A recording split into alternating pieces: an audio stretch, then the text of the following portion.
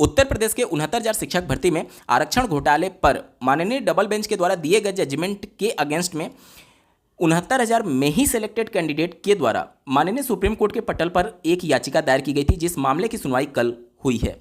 कल के एक डेडिकेटेड वीडियो में मैंने आप सभी को सूचित किया था कि सिलेक्टेड कैंडिडेट के एडवोकेट के द्वारा माननीय सुप्रीम कोर्ट के पटल पर यह अवगत कराया गया कि जो आरक्षण के संदर्भ में डबल बेंच का जजमेंट है कि एटीआरई जो है वो सिलेक्शन का पार्ट नहीं है, इसलिए फाइनल मेरिट में आरक्षण डिसाइड होगा, ना कि एटीआरई लेवल पर। एटीआरई में जो 90 से 96 के बीच में कैंडिडेट नंबर पाए हुए हैं वो रिजर्वेशन नहीं है बल्कि रिलैक्सेशन है। अब जो सिलेक्टेड कैंडिडेट हैं वो ये चाहते हैं ये रिलैक्सेशन ना मान करके इसे रिजर्वेशन माना जाए, आरक्षण माना जाए। और इसके लिए जरूरी ये है ये सिद्ध करना कि एटीआरई जो है वो सिलेक्शन का पार्ट है और ये केवल क्वालिफाइंग नेचर का एग्जामिनेशन नहीं है, क्योंकि इसके 60% मार्क्स आपके जोड़े जाते हैं फाइनल मेरिट बनाने में। अब सुप्रीम कोर्ट रामशरण मौर्य वाले केस में ऑलरेडी ये स्वीकार कर चुकी है कि एटीआरई जो है वो सिलेक्शन का पार्ट नहीं है, ये सिर्फ और सिर्फ क्वालिफाइंग नेचर का एग्जामिनेशन है। इसके अलावा डबल बेंच से होते हुए जब मामला गया था सब में यही बातें की गई हैं और राज्य सरकार ने भी हल्फनामा दिया था कि एटीआरई सिलेक्शन का पार्ट नहीं है, ये सिर्फ और सिर्फ क्वालिफाइंग नेचर का एग्जामिनेशन है। लेकिन चूंकि इस फैसले से डबल बेंच का जो जजमेंट है इससे सिलेक्टेड अनरिजर्व कैंडिडेट, ध्यान से सुनिएगा, सिलेक्टेड अनरिजर्व कैंडिडेट जो कि बिल्कुल बॉर्डर पर हैं उन पर बाहर निकलने का खतरा मंडराने लगा है और इसलिए उनके पास एक ही विकल्प बचा है कि आरक्षण जो है जो डबल बेंच ने जिसे डिफाइन किया है कि फाइनल मेरिट में डिसाइड होगा, उसे फाइनल मेरिट में ना डिसाइड करके एटीआरई लेवल पर यानी सुपर टेट लेवल पर इसे डिफाइन किया जाए। और इसके लिए जरूरी यह है कि एटीआरई को सिलेक्शन का पार्ट बताया जाए। अब यहां पर कल के डेडिकेटेड वीडियो में मैंने आप सभी को बताया था कि अगर एटीआरई सिलेक्शन का पार्ट मान लिया जाता है सुप्रीम कोर्ट के द्वारा तो यहां पर शिक्षा मित्र की एंट्री हो सकती है। देखिए, मेरे द्वारा जो भी वीडियोस में एनालिसिस किया जाता है मैं कभी भी ये दावा नहीं करता हूं कि यही बात 100% सही होगी। एनालिसिस का मतलब ही होता है कि जो परिस्थितियां चल रही हैं उसके बाद अगला मूव क्या हो सकता है या फिर सुप्रीम कोर्ट में क्या परिस्थितियां बन सकती हैं। तो इन सभी वीडियोस को लेकर के आप अपने ज्ञान वर्धक के लिए इस प्रकार के वीडियो को देख सकते हैं और समझ सकते हैं। मैं कतई भी दावा नहीं करता हूं कि 100% यही बातें होंगी। तो इन सभी चीज़ों को निगेटिव में मत लीजिएगा, क्योंकि ये कैरियर बिट जो चैनल है इस चैनल को ओपन करने का मेरा मुख्य लक्ष्य ये था कि आपको बिना किसी का पक्ष लिए निष्पक्ष तरीके से क्या परिस्थितियां और क्या चीज़ें हो सकती हैं इसके बारे में बताना, ठीक है। तो जो भी एनालिसिस किया जाता है वो निष्पक्ष तरीके से किया जाता है और क्या परिस्थितियां बन सकती है उसके बारे में बताया जाता है। कभी भी 100% दावा नहीं किया जाता है कि यही चीज़ें होंगी, ठीक है। अब यहाँ पर कल के डेडिकेटेड वीडियो में कुछ लोगों के ये डाउट थे कि शिक्षा मित्रों की एंट्री अब कैसे हो सकती है, क्योंकि जो रामशरण मौर्य वाला जजमेंट है उसमें तो साफ शब्दों में ये लिखा गया है कि शिक्षा मित्रों को जो 60 और 65% डिसाइड किया गया वो कट ऑफ या फिर क्वालिफाइंग मार्क्स डिसाइड करने पर वो जजमेंट दिया गया। और आज के डेट में जो हो रहा है वो आरक्षण को लेकर के हो रहा है। देखिए, आरक्षण हो या फिर क्वालिफाइंग मार्क्स या फिर कट ऑफ डिसाइड करने का मामला हो, आप एटीआरई को अलग अलग तरीके से नहीं ट्रीट कर सकते। आप ये नहीं कह सकते कि एटीआरई जब क्वालिफाइंग मार्क्स डिसाइड होगा तो ये सिलेक्शन का पार्ट नहीं होगा, और आप अब ये नहीं कह सकते कि एटीआरई जो है वो सिलेक्शन का पार्ट होगा, क्योंकि आप आरक्षण तय कर रहे हैं तो अलग नियम और क्वालिफाइंग मार्क्स डिसाइड कर रहे हैं तो अलग नियम, इसको नहीं मान सकते हैं। यहां तक क्लियर हो गया।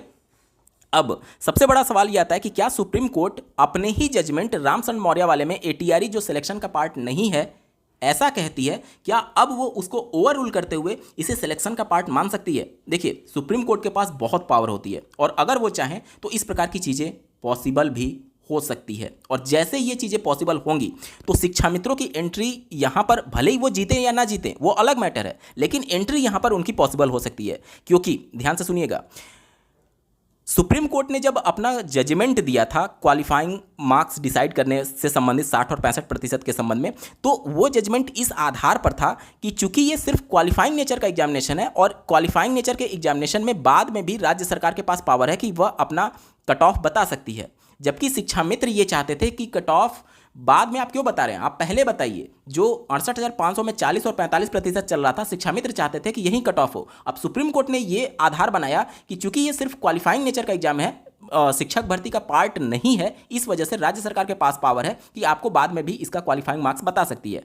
अब अगर ये एटीआरई सिलेक्शन का पार्ट बन जाता है, इसका मतलब ये हो गया कि ये केवल क्वालिफाइंग नेचर का एग्जामिनेशन नहीं है बल्कि मुख्य परीक्षा है, और मुख्य परीक्षा का क्वालिफाइंग मार्क्स आपको पहले बताना होगा। ये सुप्रीम कोर्ट में उस समय हियरिंग में बातें निकल रही थी। तो निश्चित तौर पर शिक्षा मित्र की एंट्री यहां पर हो सकती है, भले वो जीते ना जीते वो अलग मैटर है। इसके अलावा कल के डेडिकेटेड वीडियो में मैंने आपको यह भी बताया था कि ऐसा भी दावा किया जा सकता है, जैसे रामशरण मौर्य वाले केस में यह दावा किया गया, लगभग 30 से 40 हज़ार शिक्षा मित्र क्वालिफाई हो रहे थे 40-45% पर। तो उनके द्वारा यह कहा गया कि ठीक है, आप 60-65% रखिए, लेकिन जो 25 अंक का भारांक यानी वेटेज इनको दिया जा रहा है, ये आप एटीआरई लेवल पर इसको जोड़िए, एटीआरई लेवल पर इनको जोड़िए।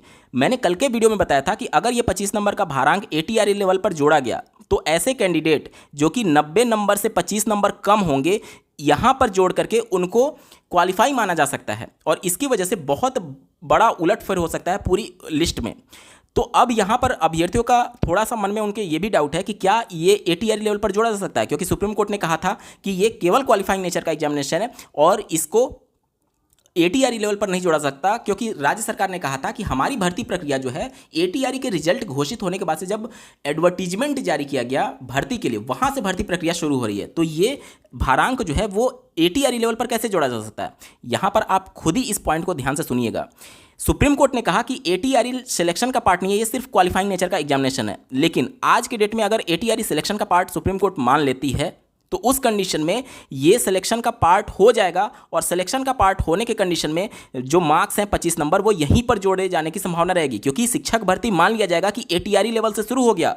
ये केवल क्वालिफाइंग नेचर का एग्जामिनेशन पहले सुप्रीम कोर्ट ने मानी थी, इस वजह से सिलेक्शन यहां से शुरू ना होकर के जब रिजल्ट इसका घोषित हुआ उसके बाद पदों को भरने के लिए जब दोबारा एडवर्टीजमेंट जारी किया गया अपना जनपद भरने के लिए, वहां से उस सिलेक्शन प्रोसेस को स्टार्ट माना गया। लेकिन अगर ये मुख्य परीक्षा हो जाती है तो सिलेक्शन का प्रोसेस यहीं से माना जाएगा, और यहां से मानने के कंडीशन में 25 अंक यहीं पर जोड़ा जाएगा।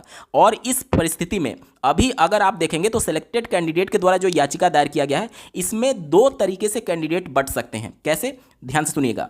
अभी सिलेक्टेड कैंडिडेट में वो कैंडिडेट ही मामले को सुप्रीम कोर्ट में लीड कर रहे हैं जो कि अनरिजर्व कैटेगरी से बिलोंग करते हैं और जो कि बिल्कुल बॉर्डर पर हैं, 67.11 के बॉर्डर पर हैं, और उन्हें डर ये है कि मान लीजिए कि 6,000, 7,000, 10,000 जो भी आरक्षण से संबंधित मामला होगा उसकी वजह से बॉर्डर पर वाले अभ्यर्थी प्रभावित हो सकते हैं। तो अभी ये मामला केवल अनरिजर्व कैटेगरी के सिलेक्टेड कैंडिडेट का बना हुआ है, लेकिन ये तुले हुए हैं इस मामले को लेकर के कि एटीआरई जो है वो सिलेक्शन का पार्ट मान लिया जाए, क्योंकि यहाँ पर 60% मार्क्स जुड़े जाते हैं और यहीं पर आरक्षण का लाभ दिया जाए। क्योंकि आरक्षण का लाभ यहाँ पर दिया जाएगा तभी ये बच सकते हैं डबल बेंच के जजमेंट के हिसाब से। अब अगर इस प्रकार से हुआ और शिक्षा मित्र की एंट्री हुई तो इसके हिसाब से इन पर केवल खतरा नहीं है, क्योंकि शिक्षा मित्रों की संख्या 30 से 40 हज़ार जो क्वालिफाई हो रहे थे 40 और 45% के हिसाब से, अभी मैंने पूरा बताया किस तरीके से वो इस भर्ती में अगर एटीआरई सिलेक्शन का पार्ट माना जाता है तो एंट्री ले सकते हैं। अगर वो एंट्री लेते हैं तो केवल ये बॉर्डर पर वाले प्रभावित नहीं होंगे, बल्कि सिलेक्टेड इसमें बीएड भी होगा, डीएलएड भी होगा, और काफ़ी अच्छे मेरिट वाले भी प्रभावित हो सकते हैं। अब यहाँ से 2 खेमा यहाँ से बढ़ जाएगा, क्योंकि ये चाह रहे हैं कि एटीआरई जो है वो सिलेक्शन का पार्ट माना जाए, जबकि अगर आप देखेंगे सिलेक्टेड कैंडिडेट के द्वारा जो सोशल मीडिया पर बातें चल रही हैं, अभी से ही ये खेमा 2 भागों में बंट गया है। ऐसे कैंडिडेट जिनका मेरिट अच्छा है, 67.11 से काफ़ी वो दूर खड़े हैं, बावजूद इसके वो इन बातों को लेकर के अब उनके मन में भय उत्पन्न होने लगा है कि एटीआरई को सिलेक्शन का पार्ट ना बताया जाए, इस पर बहस ना कराई जाए, इस पर बहस ना कराई जाए। ये 2 खेमे में अभी ही बढ़ चुके हैं। तो अभी जो आप सिलेक्टेड कैंडिडेट के द्वारा केस को देख रहे हैं वो 2 खेमे में बढ़ सकता है और दोनों एक दूसरे का अपोज कर सकते हैं। ये तो कह रहा है कि एटीआरई जो है वो सिलेक्शन का पार्ट माना जाए, जबकि दूसरा कैंडिडेट जिनके नंबर ज़्यादा हैं लेकिन शिक्षा मित्र के आने के वजह से इन पर खतरा हो सकता है, तो ये कह सकते हैं सुप्रीम कोर्ट में जाकर के, हो सकता है 23 तारीख को, कि एटीआरई को सिलेक्शन का पार्ट ना माना जाए। अब आप सोचिए, एक ही भर्ती में सिलेक्टेड कैंडिडेट आधे ये कहेंगे कि एटीआरई सिलेक्शन का पार्ट है और आधे कैंडिडेट ये कहेंगे कि एटीआरई सिलेक्शन का पार्ट नहीं है। इसके बाद से यहां पर राज्य सरकार का रुख भी जानना इंपॉर्टेंट है। राज्य सरकार ये कह रही है, अगर आपने कल के हियरिंग में सुना था, कि हम डबल बेंच के जजमेंट को स्वीकार करने जा रहे हैं और उनके जजमेंट के हिसाब से मेरिट लिस्ट बनाएंगे।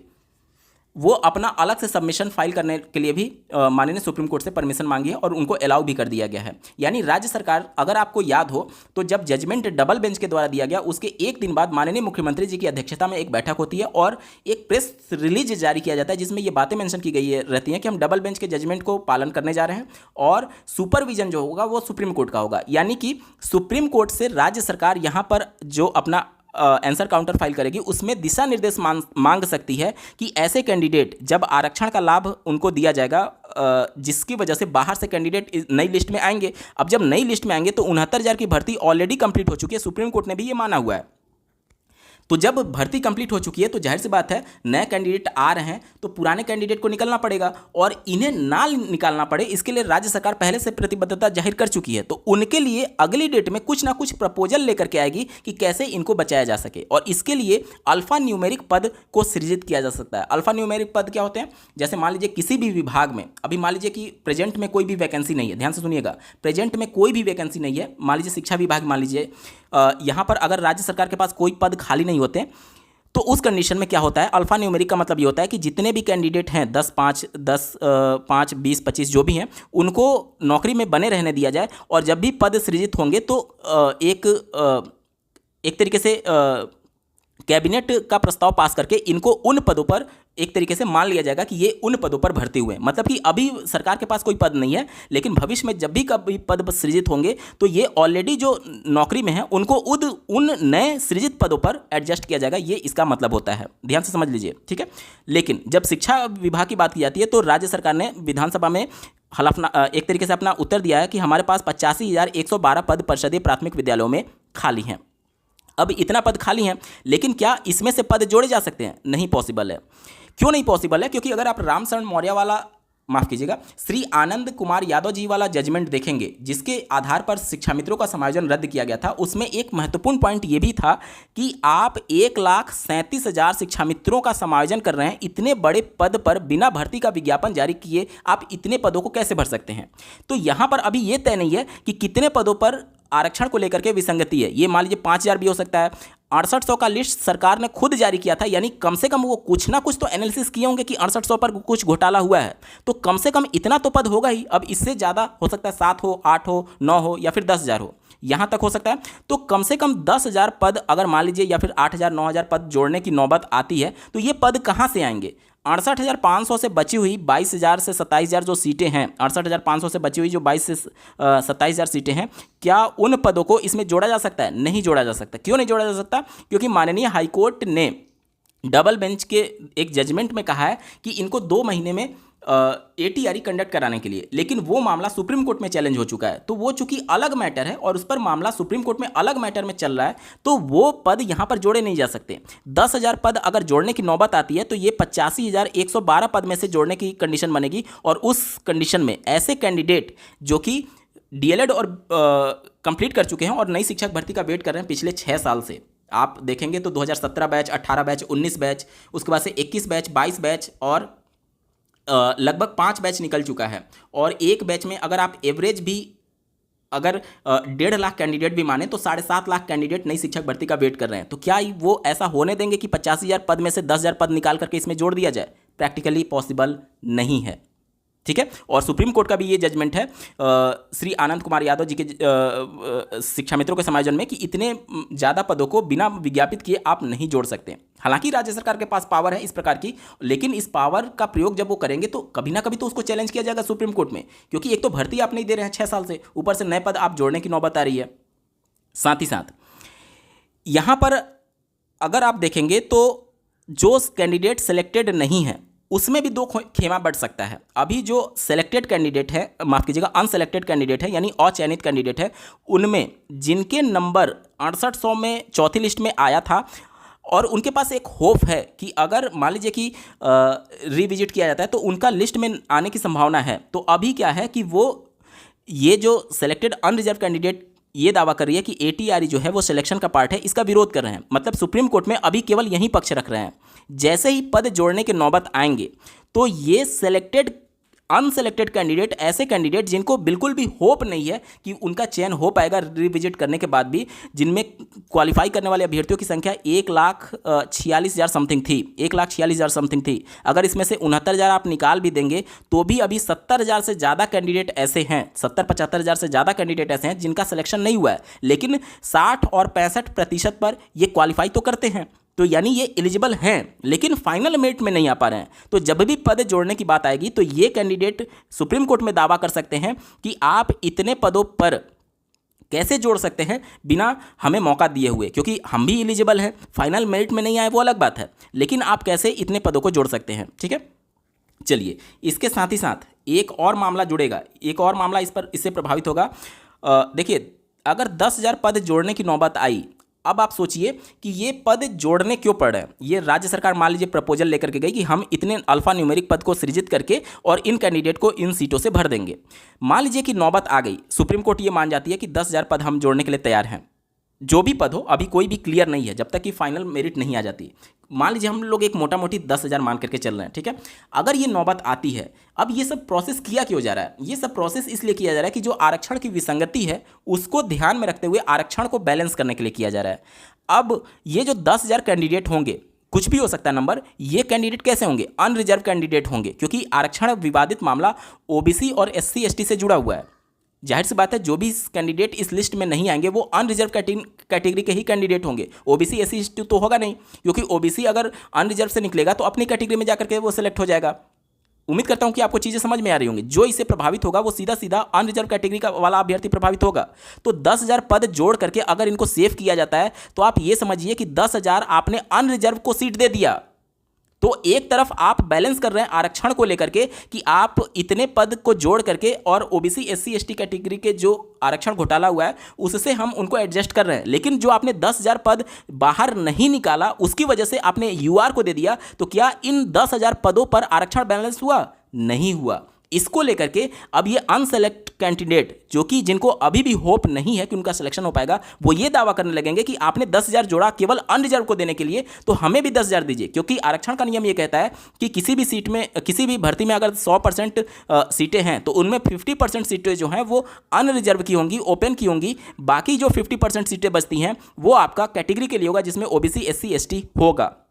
तो अनसेलेक्ट कैंडिडेट जो कि 60 और 65 पर क्वालिफाई हैं, वो ये भी दावा करेंगे कि आप 10,000 सीटें अनरिजर्व को कैसे दे सकते हैं। अगर आपको आरक्षण को बैलेंस करना है तो 10,000 आपको और देना पड़ेगा, क्योंकि 10,000 जो सीटें हैं वो यहीं 50% को केवल रिप्रेजेंट कर रही हैं, क्योंकि यूआर का केवल वहां पर उनको सेव करने के लिए किया जाएगा। तो जब आप 50% केवल यूआर को दे रहे हैं तो 50% रिजर्व कैटेगरी को भी आपको देना पड़ेगा। और ये दावा करेंगे ये अनसेलेक्ट कैंडिडेट जिनको अभी बिल्कुल भी होप नहीं है कि उनका सिलेक्शन हो पाएगा। तो ये यहां से उठेंगे और फिर दावा करेंगे सुप्रीम कोर्ट में कि फिर 50% सीटों को और जोड़िए। तो मतलब कि अगर 10,000 की सीटों को जोड़ने का नौबत आया तो ये 10,000 नहीं बल्कि 10,000 और जोड़ना पड़ जाएगा और टोटल सीटों की संख्या 20,000 हो जाएगी। क्या इन सभी चीजों को जस्टिफाई कर पाएगी राज्य सरकार सुप्रीम कोर्ट में? गलती आपने की जिसका खामियाजा नए डीएलएड कैंडिडेट क्यों भुगतें? इससे पहले आनंद कुमार यादव जी की याचिका में सुप्रीम कोर्ट इन सभी चीज़ों को ऑलरेडी डिफाइन कर चुकी है कि आप इतने बड़े पदों पर बिना भर्ती का विज्ञापन जारी किए कैसे भर सकते हैं। तो आरक्षण में गलती या फिर घोटाला अभी ये सिद्ध होना बाकी है, लेकिन मान लीजिए सिद्ध हो गया और भर्ती में पद जोड़ने की जैसे नौबत आई तो गलती आपने की जिसका खामियाजा नए डीएलएड वाले क्यों भुगते, इसको लेकर के सुप्रीम कोर्ट जस्टिफिकेशन मांग सकती है। और ये अनसेलेक्ट वाले कैंडिडेट जो है लेकिन भर्ती में क्वालिफाई हैं 60-65 पर, वो ये दावा करेंगे कि आप हमें ओबीसी एससी एसटी के लिए भी पदों को जोड़िए, 10,000 पदों को जोड़िए। तो इन सभी चीज़ों को लेकर के भर्ती बहुत बुरी तरीके से फंस सकती है। कहने का मतलब ये है कि अभी जो परिस्थितियां हैं उसमें सेलेक्टेड कैंडिडेट में केवल यूआर कैंडिडेट अपना पक्ष रख रहे हैं, लेकिन अगर एटीआरई पर बहुत ज़्यादा सुप्रीम कोर्ट आगे निकलती है तो उस कंडीशन में सेलेक्टेड कैंडिडेट से ऐसे भी कैंडिडेट बाहर निकलेंगे जो ओबीसी एससी एसटी कैटेगरी के होंगे, क्योंकि शिक्षा मित्रों की अगर एंट्री होती है तो इन पर भी प्रभाव पड़ सकता है। राज्य सरकार इनको सेव करने के लिए प्रपोजल ला सकती है, लेकिन उसका अपोज ये वाले कैंडिडेट करेंगे, क्योंकि आपने केवल यूआर को बचाने के लिए कुछ पद जोड़ने पड़ रहे हैं। तो आप ऐसे कैंडिडेट जो 60-65 पर क्वालिफाई हैं उनमें से ऐसे कैंडिडेट जो कि ओबीसी एससी एसटी कैटेगरी से बिलोंग करते हैं तो 50% सीटें आपने चूंकि डायरेक्टली यूआर को दे दिया, जिसकी वजह से आरक्षण फिर प्रभावित हो गया। तो उसको बैलेंस करने के लिए आपको फिर से उतना ही पद रिजर्व कैटेगरी को देना पड़ेगा जो कि ऑलरेडी क्वालिफाइड है 60-65 पर, लेकिन फाइनल मेरिट में नहीं है। तो बहुत सारी चीज़ें हैं इसमें। ये सिर्फ और सिर्फ एनालिसिस का मतलब यह है कि क्या स्थितियाँ परिस्थितियाँ हो सकती हैं, कौन किसका अपोज करेगा और क्या परिस्थितियाँ बनेंगी सुप्रीम कोर्ट में। कतई भी मैं ये दावा नहीं कर रहा हूँ कि ये सारी चीज़ें हो ही जाएंगी, ठीक है। तो इसको लेकर के थोड़ा सा पॉजिटिव डायरेक्शन में इस चीज़ों को लीजिएगा। मेरा कतई भी मकसद किसी भी पार्टी को या फिर किसी भी पक्ष को डीमोटिवेट करना नहीं है। आपको ये वीडियो कैसा लगा कमेंट के माध्यम से जरूर बताइएगा, और ऐसे ही महत्वपूर्ण अपडेट के लिए इस चैनल को सब्सक्राइब करना ना भूलें। इस वीडियो को देखने के लिए आपका बहुत बहुत धन्यवाद। भगवान करे आपका दिन शुभ हो।